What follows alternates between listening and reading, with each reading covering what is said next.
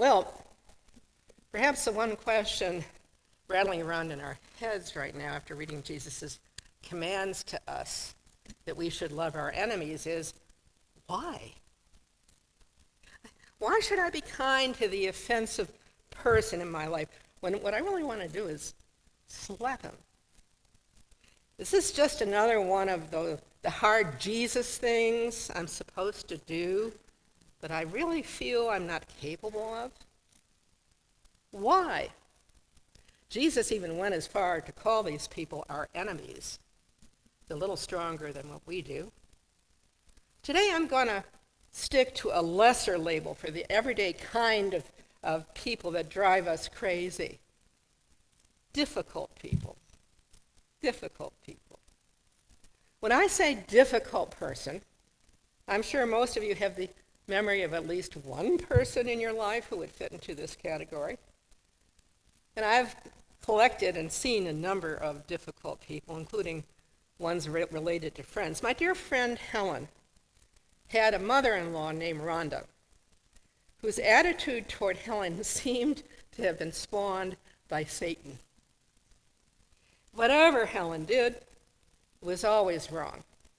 Whenever Rhonda had a chance, she disparaged Helen. It started when Helen and John were married, right at the beginning. Rhonda, I'm not making this up, Rhonda wore a black dress and mourning veil to their wedding. It was like this throughout the more than 30 years that Rhonda was with them, and it combat Helen's mere existence in John's life. But then Rhonda fell ill with the ravages of old age. She could no longer live alone. Now, Helen didn't have to do this, but even with all that Rhonda had put Helen through, she invited Rhonda to move in with John and Shay. And so for nearly 2 years, as Rhonda declined, it was Helen that took care of her. You might hope, of course, that maybe Rhonda saw the light and changed her attitude, but she didn't and continued to be nasty. But here's the thing.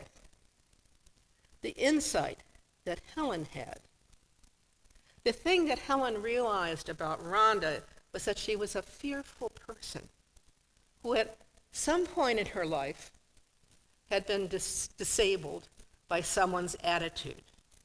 And it sunk in, scarred her for life, and made her unable to receive love. In the end, the last person Rhonda saw before she died was Helen, lovingly caring for her. Another difficult person, this turns out, yes, it's one of my friend's mothers too, was Rose. Rose took to rejecting her daughter's expressions of love and concern to a whole new level. No matter what Barbara did, it was not only wrong, but Rose also rejected the very basis for it. Rose was not my mother, but I found Rose a frustrating person. And I wasn't even her daughter. When Rose moved to Florida, and she had some mobility issues getting out and things like that, Barbara wanted to make sure she had some good books to read, because her mother liked to read. So she got a whole bunch of books together, and good books, and she shipped them. After Barbara sent them, Rose didn't mention them. Until when Barbara asked her about the books, she said, there was no thank you coming. She said, I'm not really interested in the topics that you sent me. So Barbara went out and found out what Rose wanted and put together another box of books, more to her liking, and she shipped them to her. Once again, there was silence from Rose about the gift. When Barbara asked her if she liked the books, Rose said, no, the books you picked are too heavy for me to pick up and read. Seriously. Barbara was livid with frustration for hoping for just one sign that Rose accepted her love. But of course, somewhere along the way, Rose had been taught that gratitude was somehow a sign of weakness. Ironically, a short time later, Rose sent me a beautiful hand-crocheted blue and white Afghan for our bed. It must have taken her 3 months to do this. Strangely, Rose could express kindness to me when I had really done nothing for her, but be her daughter's friend. So, still the question hangs in the air. Why are we being told to be kind to people who make life miserable? And, what he's asking in his days, all of these things he told us we should be doing, wasn't popular in his day either. In this one short gospel, Jesus says we are being asked not only to love these people, but to pray for them. Those who have been abusive to us, and to give to everyone that asks, and not expect a return. We're not to judge others. Yeah. In essence, to do unto others as we would have them do unto us, even the nasty ones. You see, what Jesus is asking us is not a matter of leveling the scales of justice, but instead a very countercultural, radical idea to upset the usual human tendency of an eye for an eye.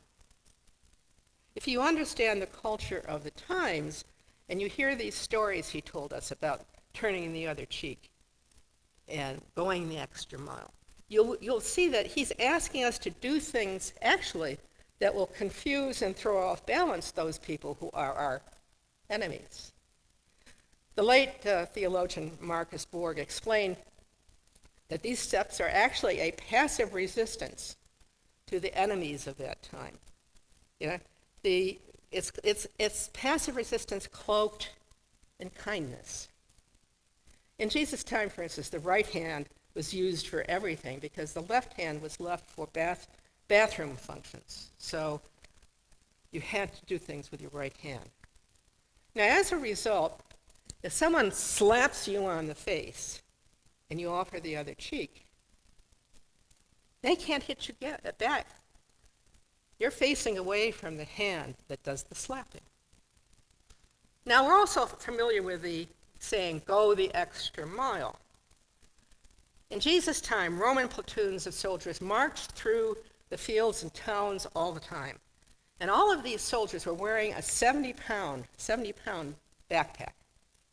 When they came into a town, the soldiers demanded that the village men carry the soldiers' backpack the next mile of the march. So imagine how surprised they would be if the villagers offered to go the extra mile with their packs. What the heck is this? Well, this is the Jesus mode of dealing with oppressors. Surprise them with caring. But what about now? What about today? How does this radical love even fit today? And why is it more important than ever? I think we all know a few difficult people who make us want to shout in exasperation, it's a good thing Jesus loves you. I have a problem. But is Jesus really ignoring the hurt that these people cause us? Reverend Peter Allen of Hingham Congregational Church says that he understands that it may seem that Jesus is asking too much, especially when the hurt is large, has taken the form of conscious racism, sexual and physical abuse. And in fact, how can God love them when they ask that question? Reverend Allen says Jesus wants to heal our hurts, but is also passionate about moving us closer to God and to each other, including those who hurt us and whom we have hurt. He suggests we create a special category for these pain creators that rules out taking abuse in a sadistic way from people. We don't have to like these people or accept what they've done to us. It wasn't okay, and there has to be accountability, he says. But in the eyes of God, God looks upon our enemies as beloved children too. And that creates, he says, an opportunity where our life journey may take us toward forgiveness, toward love of the unlovable. I think my friend Helen understood this when she cared for that mother-in-law. Reverend Kriss Moore of the Fellowship Congregational Church brings forth the ideas that New York Times columnist David Brooks had. You may remember him. He's also on PBS, but he has done a lot of work on the issues of morals. And Brooks at that time was going through his own pain after the breakup of his marriage. He had an epiphany one day. It's fitting for the last Epiphany Sunday. He had an epiphany. Getting off the train at Penn Station and surrounded by a sea of other people trudging off to work. That day, he suddenly saw in each of them an infinite depth. An infinite depth. They were living souls, and he felt connected to all of them. Through some underlying soul of which we are all a piece. We're all a piece of that one energy. Something had breathed souls into us through an act of care and love. It was a deeper understanding of the sacred in one another. It works against so many things. Brooks talked about a social renaissance happening right now. He says it works against the breakdown of a healthy connection to one another, transforming that inability to see the full dignity of another person, and healing that culture of fear, distrust, and tribalism we're dealing with these days.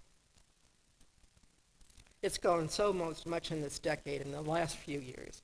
So there's a project at the Aspen Institute. It's called Weave the Social Fabric, W-E-A-V-E, Weave the Social Fabric Project. And this project thinks globally, it acts locally. Everyday people work with the idea of becoming a weaver, to show deep hospitality in everything that they do, and to become a place of welcome and relationship with the community. Brooks says that these are people who want to be and live in right relationship with others and serve the community good. So this gets to the root of what Jesus is demanding of us today. He is asking us to first change our own hearts and then help to weave the world back together, person by person by person. At the heart of today is the golden rule, do unto others. It is, in retrospect, when you think about it, far more important in our daily lives than even the 10 Commandments. The motivation to be kind to difficult people lies in understanding this.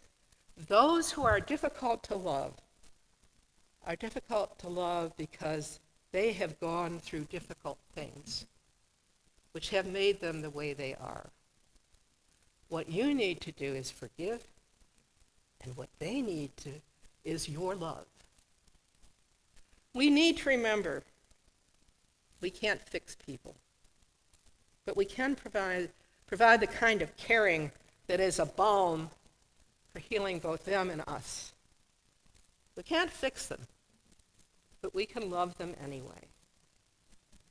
And we can keep in mind with a smile something that comedian Jon Stewart said about the Golden Rule. Jon Stewart said, remember to love your neighbor as yourself. And if you don't like yourself, just please leave your neighbor alone. God really does love difficult people. it's important that God really does love you too, as imperfect as you and I are. So let's go forth and get busy weaving. Amen.